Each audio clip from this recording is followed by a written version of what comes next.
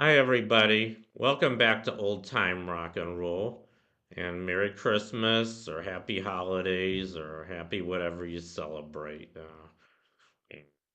Anyway, I'm going to continue with my what I do here, which is my profile of my personal top 3,000 songs of the rock era from 1954 to 1999. And today I'm featuring song number 2655, which is Crumblin' Down by John Cougar Mellencamp. And this was released in 1983, went to number 9, and was also released on his album called Uh-huh, which came out the same year. This was his follow up, or his big follow up to his biggest album of all time, American Fool, which came out the previous year, 1982. He was just known as John Cougar then. He's had a lot of name changes. He started out as John Cougar, and then I guess he added his real last name. Cougar wasn't his real last name; that was a stage name.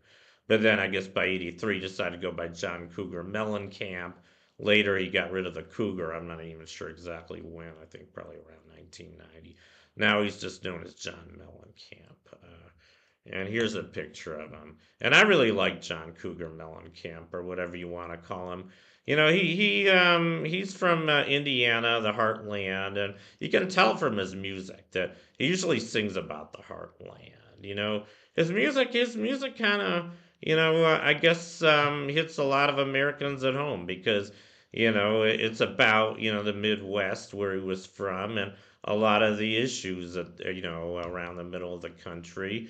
And another thing I really like about John Cougar Mellencamp is that his political views are very left wing, which is kind of different from most of the people where he's from.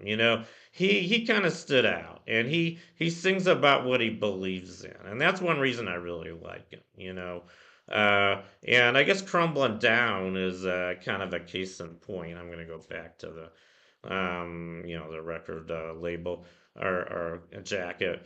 Not a lot to say about this song. Basically, he's singing about how he has a bad reputation, how people think he's just a no good young man, not respectful of authority, just does his own thing. He's gotten all this shit for it, but he's basically just saying, I don't give a shit. I'm who I want to be. I'm happy with who I am, and I can't be any other way. And he expresses that really well, and he was a really great rock and roll singer, I think. And that's kind of what rock and roll is all about, standing out, singing about what you believe in, opposing someone. I mean, most rock and roll has been about opposing the older generation. I guess with John Cougar Mellencamp, it was more about opposing the mainstream views from the people that he was used to. I really admire him for that.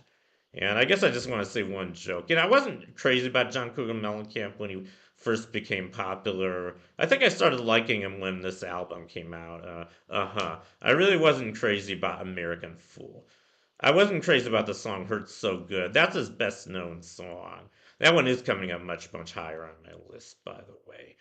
Um, it was number two, but it was number two for something like I don't know how long. It was in the top 10 for 16 weeks, which is more than just about any other record.